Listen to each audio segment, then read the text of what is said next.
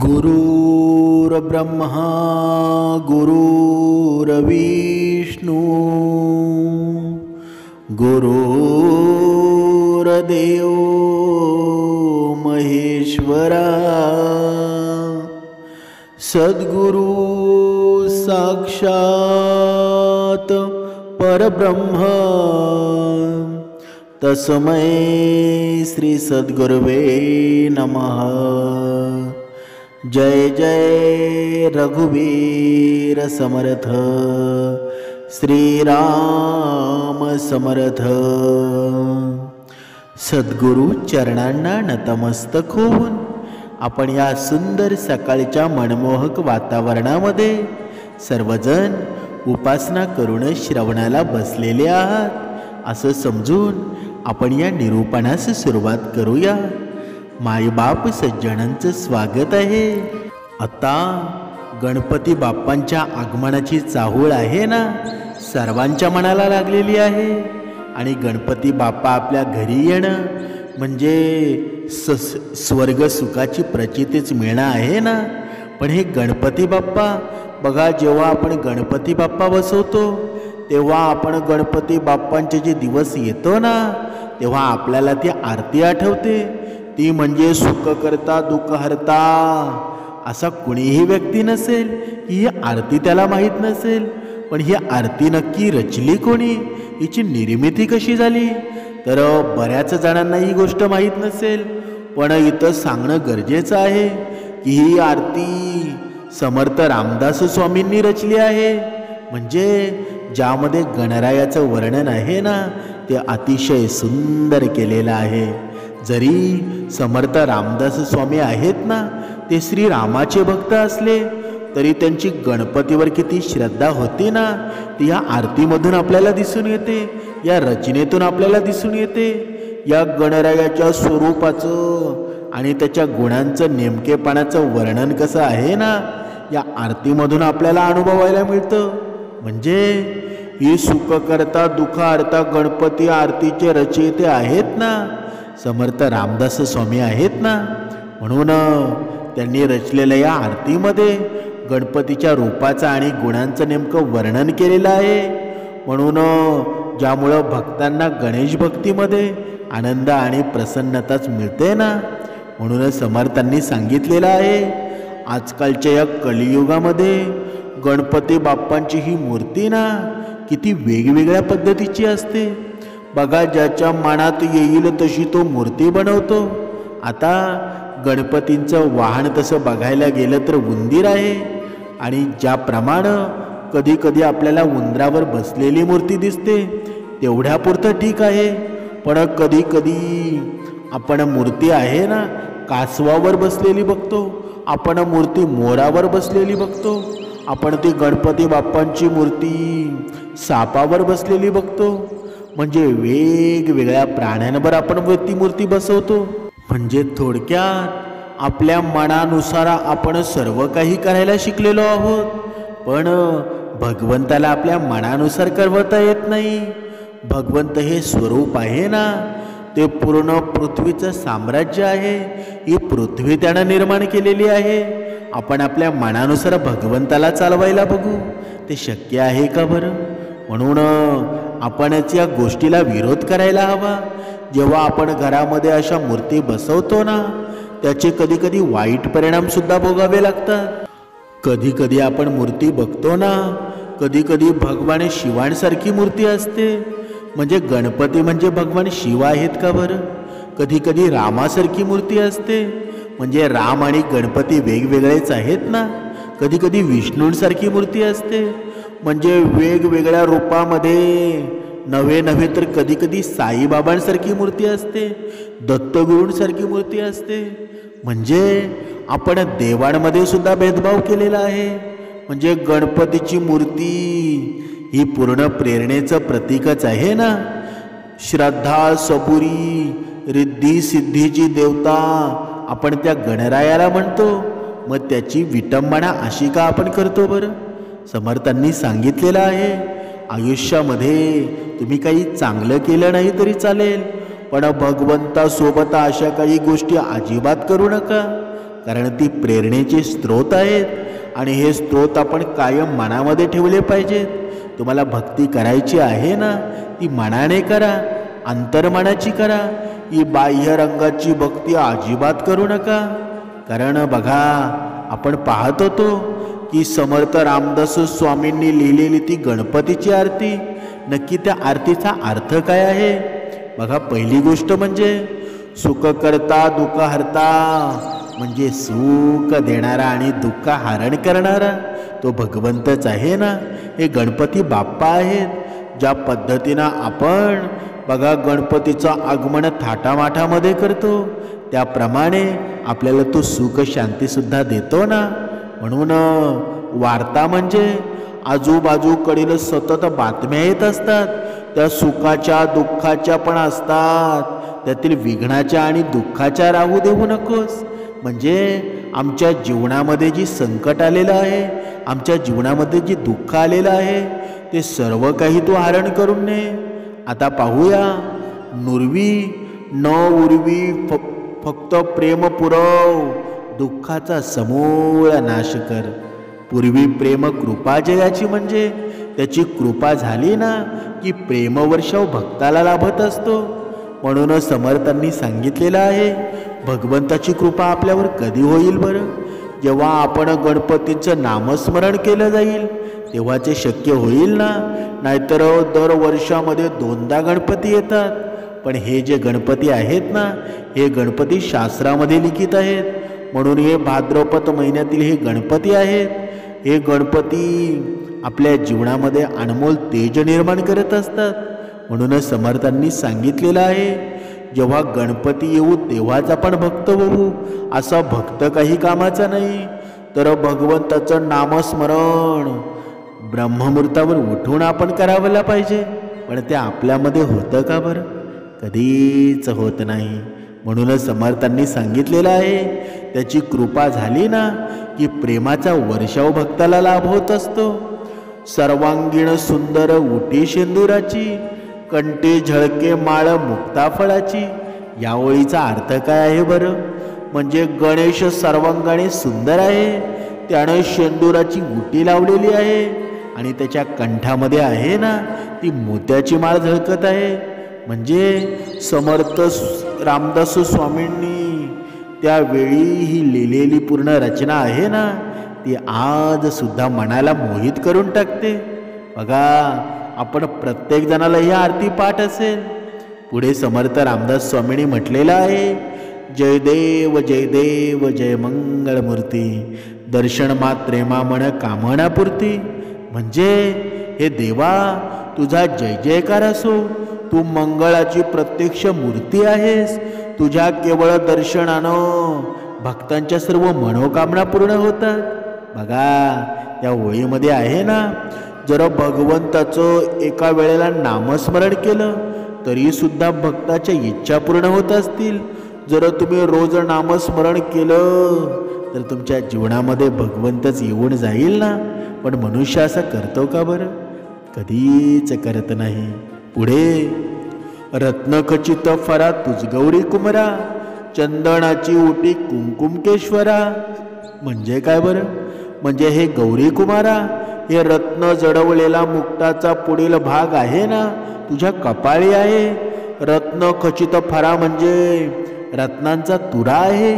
जसा मोराला कोंबड्याला तुरा असतो ना, तसा तुरे खोविती मस्तक पल्लवांचे असे, म्हणजे कृष्णलीलाचं वर्णन आहे. आता कुंकू आणि केशर आहे ना, ते मिश्रित चंदनाची उटी तू लावलेली आहे आणि हिऱ्याने जडलेला मुकुट तुझ्या मस्तकावर शोभून दिसत आहे. आपण म्हणतो ना, हिरे जडित मुकुट शोभतो बरा, हा त्याचा अर्थ आहे. पुढे, ऋणझुणती नुपुरे चरणी घागरिया. याचा अर्थ काय बरं? तुझ्या पायातील वाळ्यातील घुंगरा त्या ऋणझुण अशा मंजुळ ध्वनी होत आहेत ना.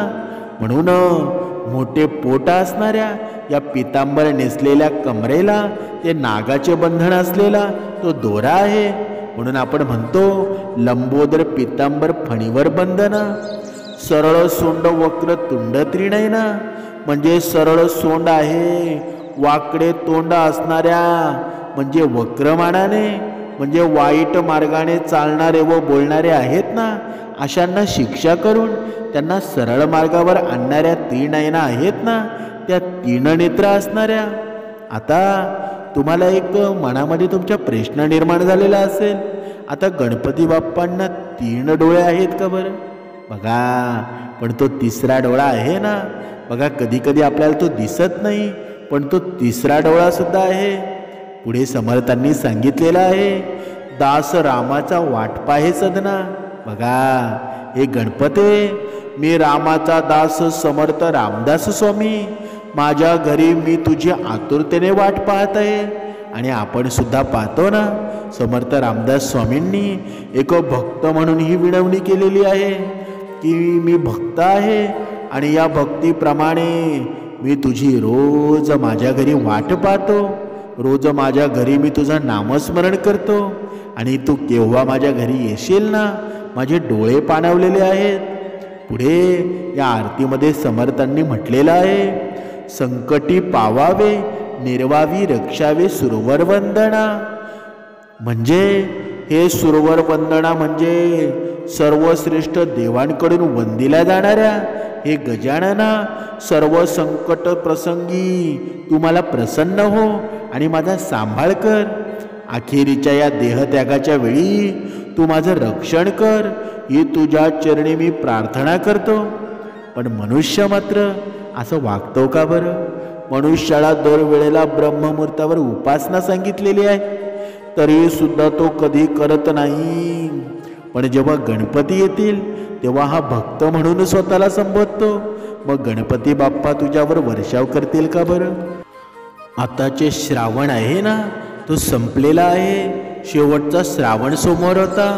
पण तसं पाहायला गेलं ना, तर प्रत्येक हिंदू धर्मातील प्रत्येक मनुष्यानं या गणपती बाप्पांसाठी, हे गणपती बाप्पा विराजमान होणार आहेत ना, निदान 45 दिवस अगोदर तुम्ही मांसाहार जरी करत असाल ना, तरी हे गणपती बाप्पांच्या आगमनाच्या 45 दिवस अगोदर आपलं शरीर स्वच्छ हवं. आपण कधीही मांसाहार करू नये. म्हणजे शक्यतो आहे ना, श्रावण महिना नक्कीच पाळायला हवा. या श्रावणामध्ये अजिबात मांसाहार करू नका. आता बरेच जण बोलतील, मला भरपूर सवय आहे, पण तुझी एक वेळ मृत्यूचा समय येईल तेव्हा सुद्धा भगवंताकडे वेळ नसणार आहे. अचानक तुझा मृत्यू होऊन जाईल तेव्हा सुद्धा तुझ्या इच्छा आकांक्षा आहेत ना, त्या तिथेच राहणार आहेत. म्हणून स्वतःला तू अहंकारी समजू नकोस. तुझ्या इच्छा आकांक्षा जेव्हा मरतील ना, तेव्हा तुला आठवण येईल की भगवंता शिवाय माझा या जगात कोणी नाही. म्हणून जो राजेशाही थाटामध्ये बसलेला भगवंत आहे ना, तो माझा गणपती आहे, गणपती बाप्पा आहे. बघा, तुम्ही विचार करा, गणपती बाप्पांचे पितृदेव म्हणजे भगवान शंकर अंगाला भस्म लावून अगदी साधेपणाने राहत असतात. पण तसेच त्यांची आई पार्वती सुद्धा माहेरच्या ऐश्वर्याचा त्याग करून कसलेही अलंकार कधीही त्यांनी घालत नाही. पण त्यांचा पुत्र आहे ना, तो राजशी थाटामध्ये असतो. समर्थांनी सांगितलेला आहे ना, रत्नखचित फरा तुझ गौरी कुमरा, चंदनाची उटी कुंकुम केशरा, हिरे जडित मुकुट शोभत बरा, रुणझुणती नुपुरे चरणी घागरिया. म्हणजे पार्वतीच्या या पुत्रानं रत्नखचित अलंकार परिधान केला आहे. त्यानं सर्वांगाला लावलेल्या शेंदुराच्या उटीचा उल्लेख आहे ना, पहिल्या चरणामध्ये आलेला आहे. आता त्याच्या जोडीला सुगंधी चंदन आणि लाल चुटूक कुकुमाराची भर पडली आहे ना. त्याच्या पायामध्ये रुंजून वाजणाऱ्या त्या नुपुरांच्या म्हणजे पैंजणांच्या छोट्या छोट्या घागऱ्यांपासून ते मस्तकावर धारण केलेल्या त्या हिरे जडित मुकुटापर्यंत हा गणपती सुंदर सजलेला आहे. आता शेंदुरावरनं आठवलं की ज्यावेळी हनुमानाला शेंदूर एवढा का प्रिय आहे बरं? याचं उत्तर आहे ना, ते रामचरित मानसामध्ये मिळतं. म्हणजे एकदा हनुमानाने सीतेला आपल्या भांगामध्ये शेंदूर भरताना पाहिलं. या गोष्टीचं हनुमानाला खूप आश्चर्य वाटलं. असं शेंदूर लावण्याचं कारण हनुमानाने सीतामाईला विचारलं. त्यावर सीतामाई उत्तरल्या. सीतामाई म्हणाल्या, माझे पती श्रीराम यांच्या दीर्घ आयुष्यासाठी मी हा शेंदूर भांगामध्ये भरते आणि धर्मशास्त्रानुसार असा शेंदूर लावल्यानं आपल्या स्वामींचं आयुष्यच वाढतं ना, त्यांना कुठलेही विकार होत नाही. सीतेचं हे उत्तर ऐकून हनुमंतांनी विचार केला, जर चिमूटभर शेंदुरानं प्रभू श्रीरामांचं आयुष्य वाढणार असेल, तर जर मी सबंध शरीरावर शेंदूर पासला तर प्रभू श्रीरामचंद्र अमर होऊन जातील. हाच विचार करून बजरंगबली हनुमानानं आपल्या संपूर्ण शरीरावर शेंदूर चढवण्यास सुरुवात केली आणि त्यामुळं हनुमानाला शेंदूर चढवण्याची पद्धत निर्माण झाली ना. म्हणजे हनुमानास शेंदूर चढवणं हे श्रीरामाचं पूजन असतं. त्यामुळं असा शेंदूर चढवल्यानं हनुमान प्रसन्न होऊन आपल्या मार्गातील अडथळे दूरच करतात ना. म्हणजे ही गणपतीची आरती आहे ना, 300 वर्षांनंतर सुद्धा आजही अक्षरशः कोट्यावधी लोक आहेत ना, ही गणपतीची आरती म्हणतात. आणि आज ती देशोदेशी पसरलेल्या अशा मराठी माणसांच्या घरी म्हटली जात आहे. आणि या आरतीचं आणखी एक वैशिष्ट्य असं आहे की गणपती, गणेश, गजानन, विनायक यासारख्या कुठल्याच प्रसिद्ध नावाचा समावेश आहे ना, या आरतीत कुठल्याही कडव्यामध्ये आलेला नाही. तरीसुद्धा यामध्ये एकंदर वर्णनावरून ही त्याच देवाची आरती आहे ना, यात कोणाला शंका येत नाही. तुकाराम महाराजांनी सुद्धा गणपती बाप्पांचं सुंदर वर्णन केलेलं आहे. बघा, तुकोबा गणपतीला नाचत येण्याची विनंती करतात. म्हणजे गणराया लवकर येई, भेटी सकळांसी देई, अंगी सिंदुराची उटी, केशर कस्तुरी लल्लाटी, पायी घागऱ्या वाजती, नाचत आला गणपती, तुका म्हणे पाही, विठ्ठल गणपती तुझ्या नाही. बघा, संतांनी सुद्धा या गणपतीचं वर्णन आहे ना एवढं सुंदर केलेलं आहे की गणपती बाप्पा तू लवकर आमच्या घरामध्ये ये, आणि जोपर्यंत तू आमच्या घरामध्ये येत नाहीत ना, तोपर्यंत आम्हाला चैन सुद्धा पडणार नाही. तुझ्या पायात असणार येते घुंगरू घागऱ्या, तू जेव्हा नाचत येशील ना तेव्हा त्यांचा आवाज आमच्यापर्यंत येईल. म्हणजे समर्थ रामदास स्वामींनी लिहिलेली आरती आहे. या आरतीवर संतांचं किती प्रेम होतं ना, ते आजही आपल्याला दिसून येतं. म्हणजे तुकाराम महाराजांनी त्यांच्या या रचनेमध्ये गणपतीचं वर्णनच केलेलं आहे ना. म्हणजे थोडक्यात आपल्याला दिसून येतं, संतांच्या वाणीनुसार, साधू संतांच्या वाणीनुसार गणपती बाप्पांचं हे स्थान आहे ना, सर्व देवांच्या अगोदरचं स्थान आहे. गणपती बाप्पांच्या पूजनेशिवाय दुसरं कोणतंच कार्य घडत नाही. म्हणून गणपती बाप्पा आहेत ते देवांचे देवच आहेत ना. म्हणून गणेश चतुर्थी आता जवळ येत आहे, त्यामुळं सगळीकडे बाप्पांच्या आगमनाची तयारी सुरू आहे. लवकरच बाप्पा आपल्या घरामध्ये पदार्पण करणार आहेत. म्हणजे भाद्रपद महिन्यातील शुक्ल पक्षातील या चतुर्थी तिथीला गणेश चतुर्थी आहे ना, ती साजरी केली जाणार आहे. म्हणून या 10 दिवसामध्ये ही गणपतीची विधीपूर्वक पूजा आहे ना, ती आपण प्रत्येकाने केली पाहिजे. यंदा ही गणेशोत्सव आहे, आज 27 ऑगस्टपासून सुरू होणार आहे आणि 6 सप्टेंबरला अनंत चतुर्दशी आहे. म्हणजे मोठमोठ्या मंडळांमध्ये घरोघरी बाप्पांचं आगमन होईल. तसंच थाटामाठामध्ये सर्व गणेशांची प्राणप्रतिष्ठा करून स्थापना केली जाईल. पण ज्यावेळी श्री गणेशाची मूर्ती आपण स्थापन करतो ना, तेव्हा काही नियम पाळायला हवे, ज्यामुळं घरातील वाद कमी होतील, घरातील सुख आणि समृद्धी नांदेल. या दिवशी भक्तिभावाने जर आपण पूजा केली ना, तर श्री गणेश भक्तांचे सर्व संकट दूर करतील. आता जाणून घेऊया प्राणप्रतिष्ठा करताना काय काळजी घ्यायची. घरात गणपतीची स्थापना करताना काही नियम पाळणे हे महत्त्वाचे आहेत. म्हणजे गणपती बाप्पांची प्रतिष्ठापना करताना योग्य दिशा, आसन आणि पूजेच्या साहित्यांची योग्य मांडणी करावी। तसेच काही गोष्टी कटाक्षाने टाळायला पाहिजेत। गणेश स्थापना करताना आता पाळायचे नियम पाहूया। पहिली गोष्ट म्हणजे मातीची किंवा धातूची मूर्ती असावी, पण आपल्याकडे ती आहे का बरं? आता या कलियुगाचा जर विचार केला ना, ज्याच्या त्याच्याप्रमाणे तो मूर्ती आणतो, तर मातीची आणि धातूची मूर्ती मिळणं ही कठीणच आहे ना। बघा पुढे पाहूया। सोंड उजव्या बाजूला असलेली मूर्ती टाळावी, कारण ती विशेष पूजेचे नियम आहेत ना, ते पाळल्याशिवाय घरात ठेवू नये। मूर्ती घरात आणताना स्वच्छ कापडाने झाकून आणावी। घराच्या पूर्वेकडील किंवा पश्चिमेकडील किंवा वायव्येकडील भाग असतो ना, तो गणपती स्थापनेसाठी शुभ मानला जातो। म्हणून गणपतीची पाट आहे ना, ती दर्शनी भागाकडे नसावी। पूजा स्थापनाची जागा स्वच्छ असावी। गणपतीची मूर्ती जमिनीला कधीच स्पर्श करू नका। जमिनीला स्पर्श न करता लाकडी पाटावर किंवा चौरंगावर ठेवावी। पूजेच्या ठिकाणी रांगोळी काढावी आणि त्यावर सुंदर कापड अंथरावं। पाण्यानं भरलेला कळश, शंका, घंटा, दिवा इत्यादी गोष्टी ठेवाव्या। गणपतीला नैवेद्य म्हणून मोदक, मिठाई, फळे ठेवावी।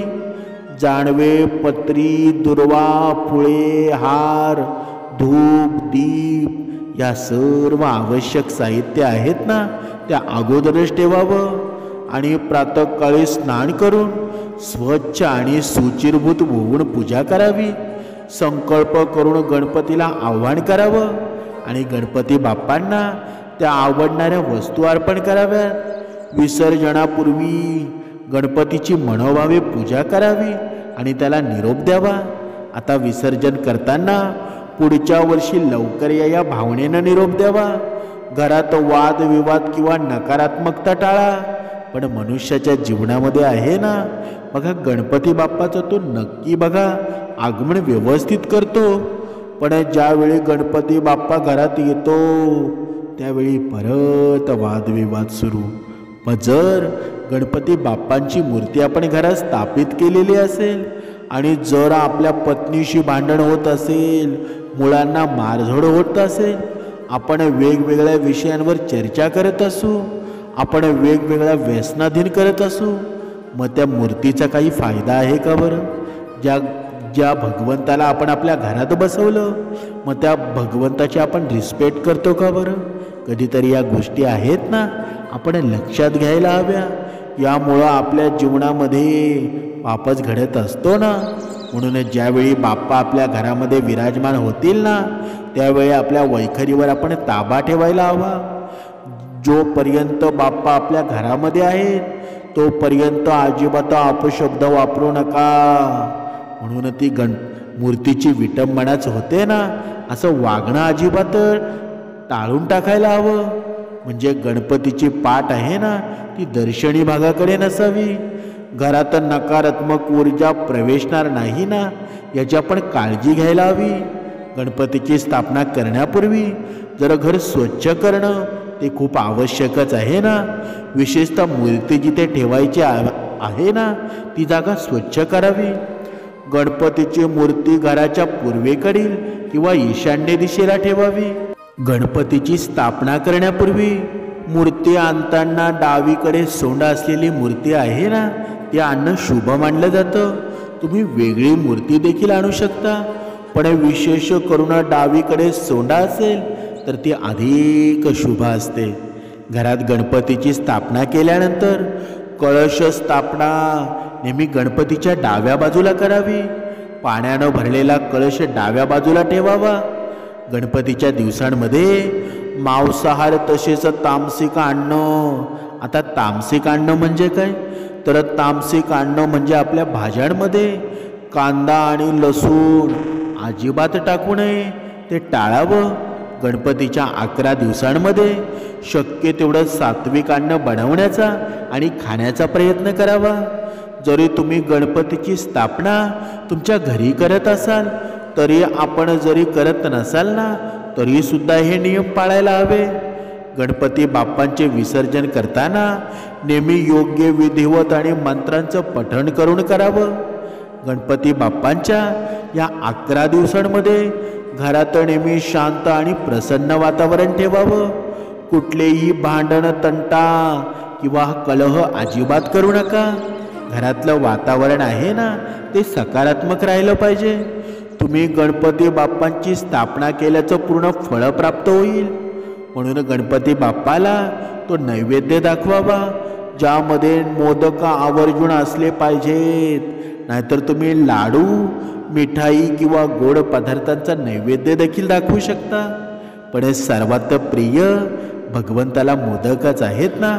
एकदा आपल्या घरामध्ये गणपती बाप्पांचं आगमन झालं तर त्यानंतर उपवासाचे, आहाराचे तसेच धार्मिक नियम आहेत ना, ते देखील आपण पाळले पाहिजेत. जसे की सुतक आलं ना तर दुसऱ्याकडून पूजा करून घ्यावी, आरती करून घ्यावी. मासिक पाळी आली असेल तर शक्यतो पूजा, आरती, नैवेद्य सगळं दुसऱ्याकडून करून घ्यावं. किंवा तुम्ही नैवेद्य बाहेरून मागवला तरी देखील चालतो. म्हणजे गणपती स्थापनेच्या या 11 दिवसाच्या काळामध्ये तुम्ही जर उपवास करत असाल किंवा करत देखील नसाल, जर घरामध्ये गणपती बाप्पा बसवले असतील तर पती पत्नीनं ब्रह्मचर्याचं पालन आवर्जून करावं. म्हणजे तुम्ही जेवढे दिवस गणपती बाप्पा बसवणार आहात, किमान तेवढे दिवस तरी, मग ते 3 दिवस असू द्या किंवा 5 दिवस असू द्या किंवा 11 दिवस असू द्या, ते ब्रह्मचर्याचं पालन आहे ना, ते आपल्या घरामध्ये नक्कीच व्हायला हवं. या गोष्टी तुम्हाला छोट्या वाटत असतील, पण तुमच्या जीवनामध्ये ऊर्जावान निर्माण जेव्हा होते ना, तेव्हा या गोष्टी पाळल्याच पाहिजेत. थोडक्यात ही तुम्हाला आता माहितीही प्राप्त झाली ना, ही शास्त्रानुसार माहिती दिलेली आहे. यामध्ये कोणताही बदल करू नये. कारण जीवनामध्ये आपल्या काही गोष्टी सुखदा घडतात ना, आपल्या जीवनामध्ये आनंद निर्माण होत असतो. त्यामध्ये आपण जे कार्य कधी करावं, कशा पद्धतीनं करावं, कशी पूजा करावी, कोणत्या पद्धतीनं व्रत करावं, हे सुद्धा आपल्याला माहीत पाहिजे. आणि जरा आपल्या हातून जरा व्यवस्थित नियमितपणे नियमांचं पालन करून हे जर व्रत केलं ना, तर नक्कीच आपल्याला त्याचा फायदा मिळतो. त्या मानानं जरा आपल्या मनामध्ये निर्मळ भाव असेल, आपले कर्मशुद्ध असतील, तर या व्रतांचा फायदा आहे ना, तो नक्कीच मनुष्याला मिळत असतो. आता इथे तुम्ही म्हणाल की जर एखादा भक्त असेल, बघा तो वाईट कर्म करत असेल आणि गणपतींच्या वेळेला तो गणपती बाप्पांचा मोठा भक्त होतो, तर त्याला कृपा लाभेल का बरं? कधीच लाभणार नाही. कारण हे गणपती बाप्पा आहेत ना, गणपती बाप्पा फक्त कर्मावर लक्ष देतात, बाकी त्यांच्या पुढे अवगुण टिकत नाहीत. म्हणून गणपती बाप्पांपुढे आहे ना, जर तुम्ही त्यांच्यावर अपार श्रद्धा ठेवली, अपार तुमची श्रद्धा जर तिथे निर्माण झाली ना, तर गणपती बाप्पा रिद्धी-सिद्धीची देवता आहे. तुमच्या जीवनामध्ये धन कधीच कमी पडणार नाही, कारण ती देवताच विचारांची आहे. म्हणून आपल्या जीवनामध्ये आपण कर्मश्रेष्ठ करायला हवी. कारण कर्म आहेत ना, हीच भक्ती आहे. पण आजच्या या कलियुगातला मनुष्य कर्मावर लक्ष देतो का बरं? कधीच देत नाही. निर्मळ मन ठेवा, शुद्ध भक्ती ठेवा, भगवंत तुमच्याजवळ आल्याशिवाय राहणार नाही. बघा, दुसरी गोष्ट सांगायची झाली तर बघा, चामड्याच्या वस्तू अजिबात बाप्पाजवळ ठेवू नका. कारण चामड्याच्या वस्तू बाप्पाजवळ ठेवणं या अशुभ मानलं जातं. दुसरी गोष्ट म्हणजे की आजच्या या बाजारामध्ये आहेत ना, बघा हाडांपासून बनवलेले मणी, त्या कंठी तयार केल्या जातात. त्या कंठीसुद्धा घेताना विचार करून घ्या. काही कंठी आहेत ना, त्या कंठीचे मणी हाडांपासून बनवलेले असतात.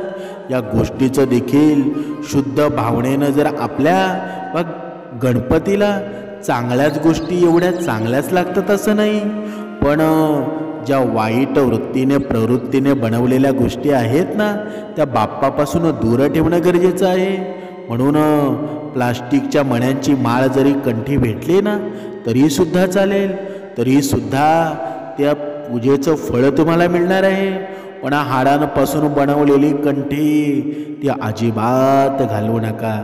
या गोष्टींचे पालन आहे ना ते आपण प्रत्येकानं कटाक्षानं करावं. कारण बाप्पा आपल्या घरामध्ये वर्षातून एकदाच येतात ना, म्हणून त्यांचं व्यवस्थित आगमन आपल्या घरामध्ये व्हायला हवं. म्हणून हे नियम आपण सगळ्यांनी पाळावे. नक्कीच सुखाचा वर्ष तुमच्या घरावर होईल, संसार सुखाचा होईल आणि तुम्ही मनामध्ये ठरवलेली स्वप्न आहेत ना ती सुद्धा पूर्ण होऊन जातील. जय जय रघुवीर समर्थ.